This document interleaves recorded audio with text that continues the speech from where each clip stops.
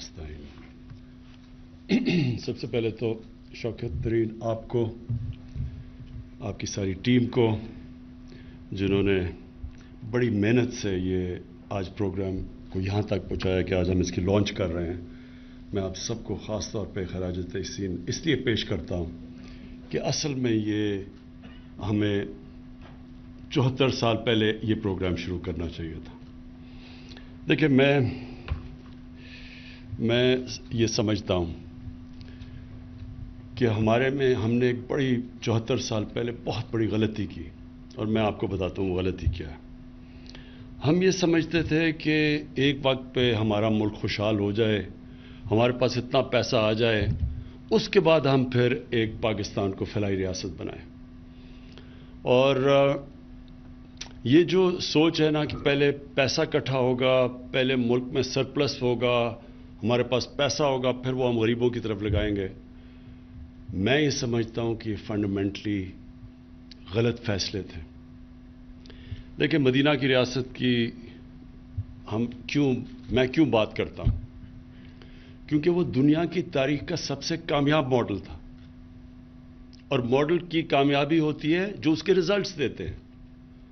तो वो जो फिनोमेना हुआ था मदीना की रियासत के बाद, ये एक तारीख का हिस्सा है, ये कोई फैंटेसी नहीं है या ये कोई मिथोलॉजी नहीं है, ये फैक्ट्स और फिगर्स हैं, हिस्टोरिकल, कि एक सिविलाइजेशन जिसकी हैसियत नहीं थी वो एकदम राइज किया और उसने दुनिया की इमामत की, और 1000 साल तक दुनिया का प्रीमियर सिविलाइजेशन रहा।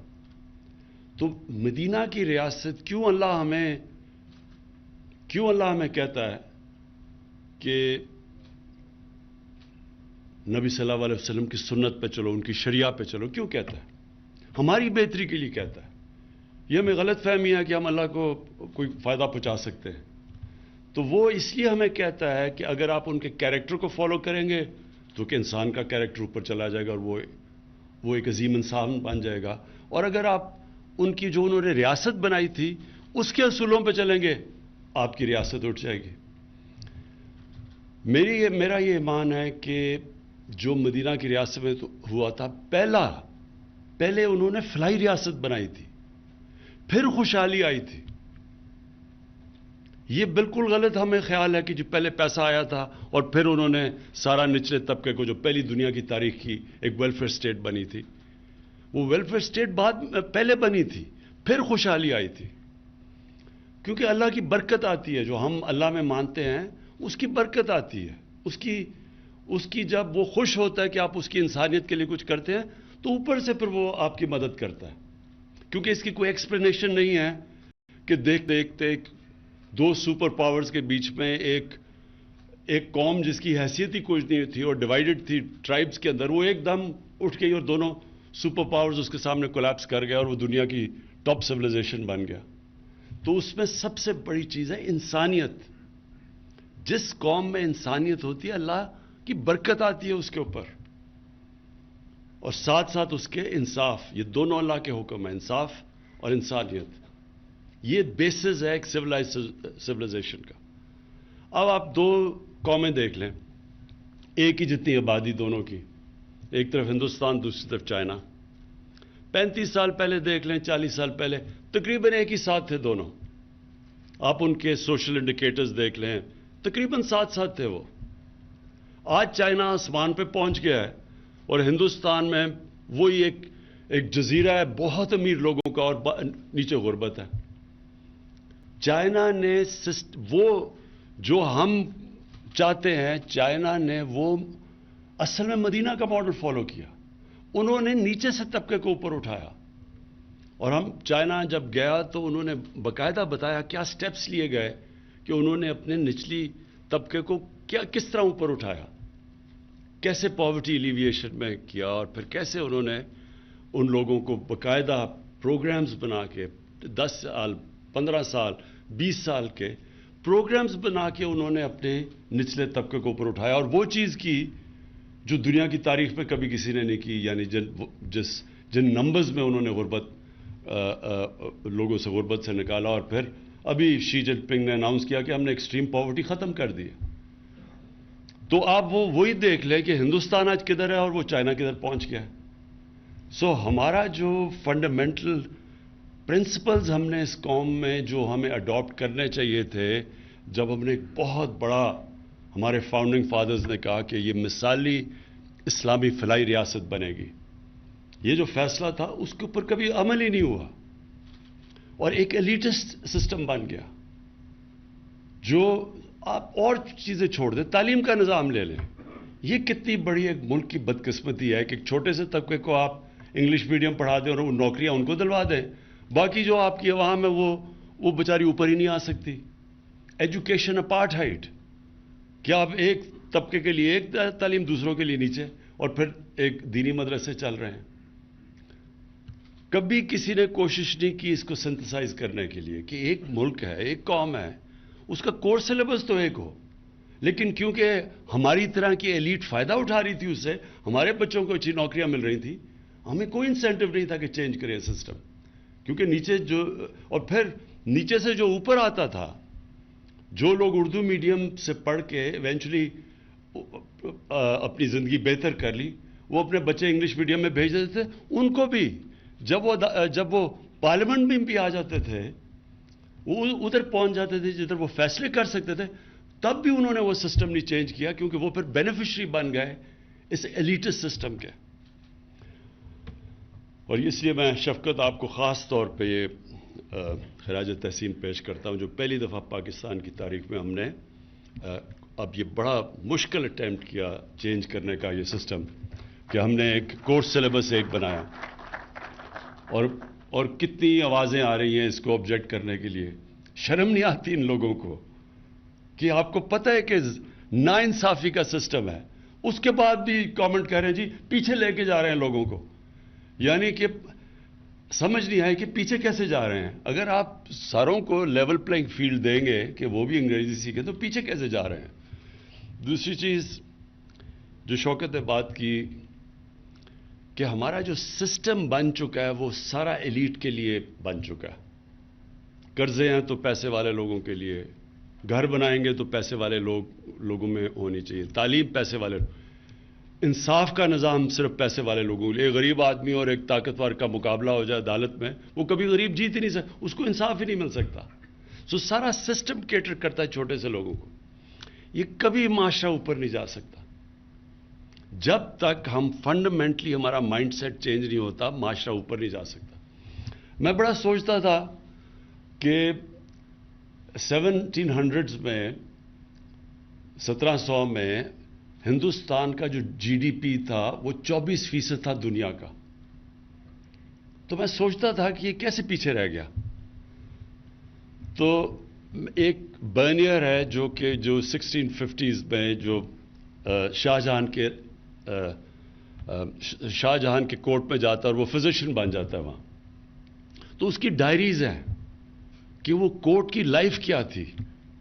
تو اس میں بڑی زبردست انسائٹ ملتی ہے کہ ہم کیوں پیچھے چلے گئے. اس وقت سپر پاور تھے مغل، دنیا کی سپر پاور مانے جاتے تھے وہ. تو وہ جب وہ ڈسکرائب کرتا ہے وہاں کی دنیا اور پھر وہ کمپیئر کرتا ہے کہ فرانس میں کیا ہو رہا ہے اور وہ فرانس میں کیا حالات تھے اور ادھر کیا حالات تھے ہندوستان میں. تو پہلے تو وہ بادشاہ کا بتاتا ہے کہ اس کے پاس جس طرح کے جو وسائل تھے، پیسے تھے، ہیرے، جیولری، سب کچھ، کہتا وہ مقابلہ ہی نہیں کر سکتا تھا فرانس سے، ان کا بادشاہ. یعنی جس طرح کی وہ امیری تھی اس کے بادشاہ، مغل بادشاہ، پھر اس کے پرنسز تھے، پھر ان کا سارا. لیکن اس نے جو اصل بات کی، اس نے کہا جب میں دلی میں جاتا تھا اور میں اس کو کمپیئر کرتا تھا پیرس سے، تو پیرس میں جب آپ سڑک پہ پھرتے تھے تو 7 ایسے لوگ ہوتے تھے جن کے کپڑے اچھے ہوتے تھے اور 3 ہوتے تھے جو کہ غریب ہوتے تھے. لیکن کہتا جب میں دلی کی سڑک میں پھرتا تھا تو 6 ایسے لوگ ہوتے تھے جن کے کپڑے پھٹے ہوئے اور جو غریب ہوتے تھے، اور صرف 3 یا 4 ہوتے تھے جن کے اچھے کپڑے تھے. تو بیسکلی جب ایک انیکوالٹی ہوتی ہے سوسائٹی میں، یہ بیسز ہوتا ہے اس کا نیچے جانے کا. کوئی بھی معاشرہ نہیں کامیاب ہو سکتا جدھر ایک امیروں کا ایک جزیرے ہوں اور غریبوں کا سمندر ہو، کوئی معاشرہ نہیں کامیاب ہو سکتا. تو ہماری کیا کوشش ہے، وہ اپنا ذرا مائنڈ سیٹ اور ملک کی پرائرٹیز چینج کریں کہ یہ جو نیچے طبقہ ہے جس کے لیے نہ ہم آپ کو پتہ ہے کوئی گھر ہی بیچارے نہیں بنا سکتے، کوئی سسٹم ہی نہیں تھا لون دینے کا. غریبوں کو تو چھوڑیں، جو ہماری پروفیشنل کلاسز ہیں، غریب جو ہمارے لوور مڈل کلاسز ہیں، جو مڈل کلاسز ہیں، وہ بھی گھر نہیں بنا. کیش ہے تو گھر بناؤ. یا کوئی سسٹم ہی نہیں تھا ہاؤس فائنینسنگ کا. اور پھر جب ہم نے یہ کیا اور بڑی مشکلوں سے بڑی دیر لگی رکاوٹیں دور کرتے کرتے کہ کیوں نہیں فائنینس جا رہا نیچے، تو ہم نے پھر ریئلائز کیا فائنلی جب تیار بھی ہو گیا سسٹم، ہم نے قانون بھی وہ فورکلوجر لا کا جو قانون تھا وہ جو پھنسا ہوا تھا بڑی دیر سے، وہ بھی کسی نے کوشش کی کہ اس کو وہ اسٹے آرڈر ختم کرنے کے لیے. تو جب ہو بھی کیا، پھر بھی جو ہمارے بینکس تھے ان کے پاس انفراسٹرکچر ہی، ان کی ٹریننگ ہی نہیں تھی چھوٹے لوگوں کو قرضے دینے کے لیے. تو وہ چھوٹے لوگوں کو قرضے نہیں ملتے تھے. ہم نے پھر جب ریویو کرتے تھے تو اس لیے یہ بڑا زبردست آئیڈیا. اور شوکت ترین آپ کی اس لیے کیونکہ بینکنگ میں آپ کا ایکسپیرنس تھا، تو اس لیے پھر یہ جو مائکرو فائنانس کی طرف آئے. اور جس طرح قوت کا بڑا زبردست ان کی تجربہ اور ایکسپیرنس ہے، تو بجائے ہم نے ریئلائز کیا کہ بینکس جب تک سیکھیں گے چھوٹے لوگوں کو قرضے دینے میں تب تک تو ہمارے 5 سال بھی پورے ہو جائیں گے. تب ہم نے پھر سوچا کہ ہم مائکرو فائنانس کمپنیز کو لے کے آئیں، جو شوکت ترین کا آئیڈیا تھا. اور اب انشاءاللہ یہ جو کامیاب پاکستان ہے، یہ ایک لینڈ مارک پاکستان کی تاریخ میں ایک ایسا پروگرام یہ شروع کر رہے ہیں ہم، جو میں سمجھتا ہوں کہ خیر کامیابی تو اللہ دیتا ہے، کوشش انسان کی ہے. کہ میں یہ سمجھتا ہوں کہ جب آپ اس طرف لگ جائیں جدھر عام آدمی کی زندگی آپ بہتر کریں، جدھر غریب آدمی کی دعائیں لگیں، تو اسی معاشرے میں اللہ کی برکت آتی ہے. میں صرف اپنا تجربہ آپ کو شوکت خانم کا بتا دوں کہ ہم نے جب میرا صرف شوکت خانم بنانے کا صرف مقصد ایک تھا کہ غریب آدمی چھوڑیں، 95% 90% پاکستانی کینسر کا علاج نہیں کروا سکتے کیونکہ سب سے مہنگا علاج ہے. تو وہ میں نے تب سوچا کہ غریب آدمی، اگر ہم پیسے والے لوگوں کے لیے اتنا مہنگا علاج ہے تو غریب آدمی کے لیے تو امپاسبل ہے. تو شوکت خانم کا بیسس وہ تھا. اب یہ سوچیں کہ جب وہ ہاسپٹل بنا تو ہمیں سب نے کہا کہ غریب کا ایک پہلے ہی بڑا مشکل ہوتا ہے، کینسر ہاسپٹل کے جو ایکسپنسز جو چلانا اس کا رننگ کاسٹ سب سے زیادہ ہوتے ہیں. تو اگر آپ غریب کا مفت علاج کریں گے تو ہاسپٹل چلے گا ہی نہیں. تو ہمارے جو باہر سے بھی ایڈوائز، اپنے باہر سے ایڈمنسٹریٹر منگوایا، اس نے بھی یہ کہا کہ اگر آپ نے 5% سے زیادہ لوگوں کا مفت علاج کیا بند ہو جائے گا ہاسپٹل. اور وہ پھر ہاسپٹل نے میرا یہ جو ایمان پکا کیا کہ جب آپ غریب کے لیے، اور ہم کھڑے رہے، ہم نے وہی کیا کہ 70% کا مفت علاج ہوگا. تو یہ دنیا میں کوئی ایک پرائیویٹ کینسر ہاسپٹل نہیں جو 70% مریضوں کا مفت علاج کرتا ہے، کوئی نہیں ہے دنیا میں ایسا.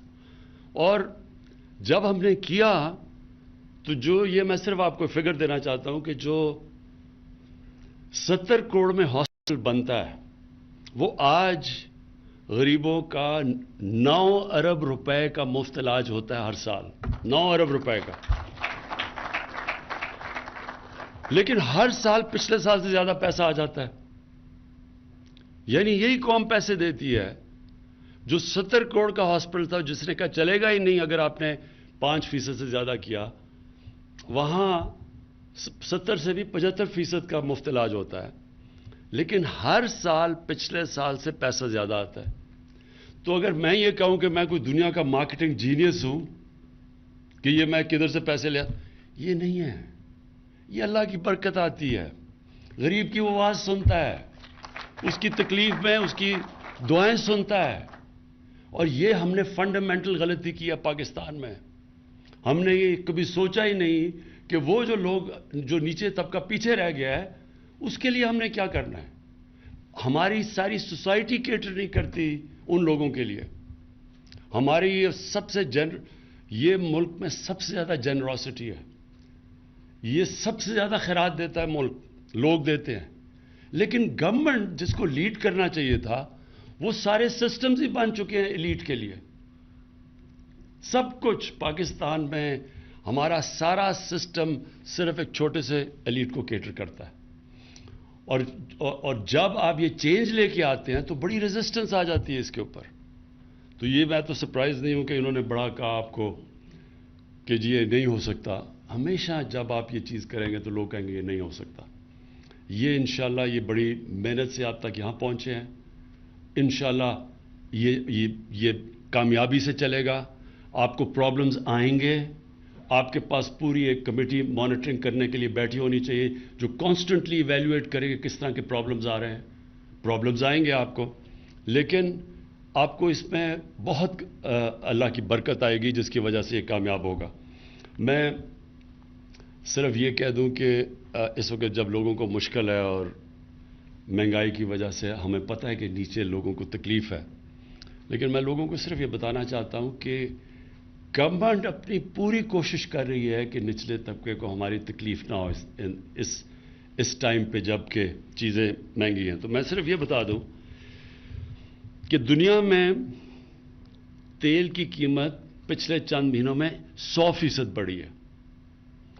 پاکستان میں ہم نے صرف 22% بڑھائی ہے.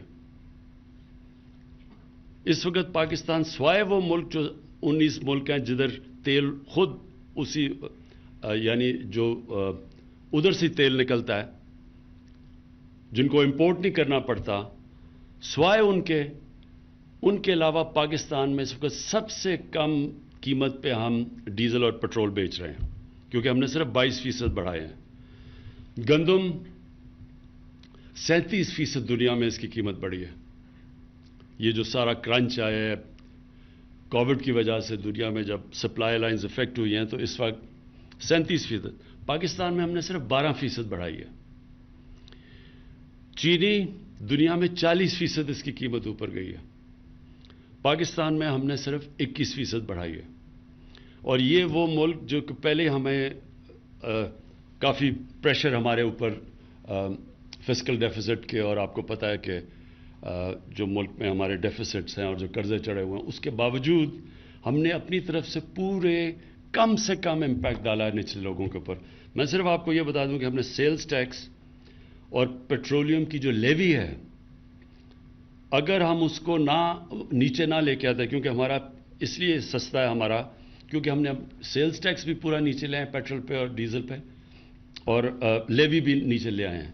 اگر ہم یہ نہ نیچے لے کے آتے تو ایک سال میں گورنمنٹ کو 400 ارب روپے کا فائدہ تھا.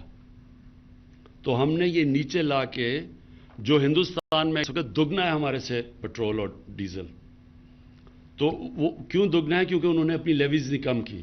تو ہمیں ایک سال میں 400 ارب روپے کا ہمیں نقصان کیا صرف تاکہ لوگوں کے اوپر بوجھ نہ پڑے. میں اس لیے کہہ رہا ہوں کہ یہ بڑا ظاہر ہے لوگوں کو تکلیف ہے کہ قیمتیں بڑھ گئی، ہمیں پتہ سب کو، لیکن ہم نے اپنی طرف سے پوری کوشش کی ہے کہ نچلے طبقے کے اوپر کم سے کم امپیکٹ جائے. اور انشاءاللہ اب آنے والے دنوں میں ہم احساس کا اپنا ٹارگیٹڈ سبسڈیز کا پروگرام لے کے آ رہے ہیں، اور اس سے ہم نچلے ہاؤس ہولڈز کو 40% نچلے ہاؤس ہولڈز کو ڈائریکٹ سبسڈی دیں گے ان کو یہی کموڈیٹیز گندم کے اوپر اور آٹے کے اوپر اور چینی کے اوپر. اور یہ جو گھی دنیا کے اندر جو ہم امپورٹ کرتے ہیں تقریباً ہمارا 75% امپورٹ ہوتا ہے. جو پام آئل کی قیمت وہ تقریباً 80% بڑھ گئی ہے. تو وہ جو اگر یہاں اوپر گیا تو کیونکہ امپورٹ کرتے، بیسکلی امپورٹڈ انفلیشن ہے. 40 لاکھ ٹن ہم نے پچھلے سال گندم امپورٹ کی ہے.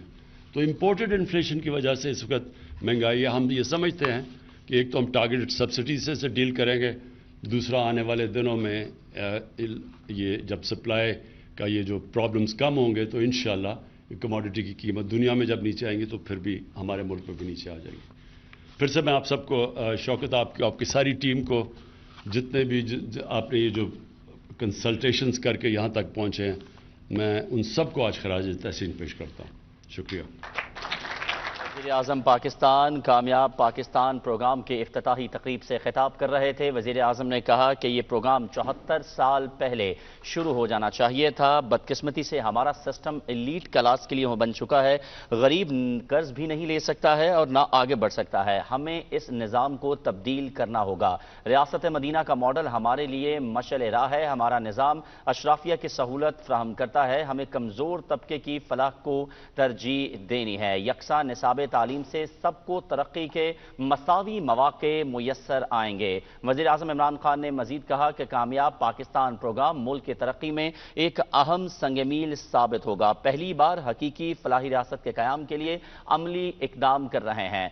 उन्होंने मजीद कहा कि अशराफिया की बजाय गरीब और मुतवस्सत तबके की फलाह व बहबूद हमारी अव्वलीन तरजीह है। सबके लिए इंसाफ और तालीम का यकसा निज़ाम लाए हैं। पायदार तरक्की के लिए मुआशरे के तमाम तबकों की खुशहाली ज़रूरी है। वज़ीर-ए-आज़म इमरान खान कामयाब पाकिस्तान प्रोग्राम की तकरीब से खिताब कर रहे थे। वज़ीर-ए-आज़म ने मजीद कहा कि पूरी दुनिया में पेट्रोलियम मसनूआत की कीमतों में 100% इजाफा हुआ है, लेकिन पाकिस्तान में पेट्रोलियम मसनूआत की कीमतों में इस हद तक इजाफा नहीं किया गया। उन्होंने कहा कि आवाम को और निचले तबके को रिलीफ की फराहमी के लिए इक़दामात कर रहे हैं।